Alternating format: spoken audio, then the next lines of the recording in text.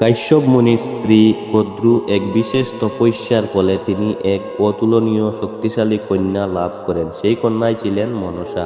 জন্মের সময় থেকেই মনসা সাপেদের অধিষ্ঠাত্রী দেবী হিসেবে চিহ্নিত হন এবং তাকে নাগকন্যা বলা হতো। শিবের সঙ্গে সম্পর্ক পুরাণে বলা হয়, মনসা দেবীর শক্তি এতটাই ছিল যে দেবতারা তাকে শিবের কাছে লালন করার অনুরোধ করেন।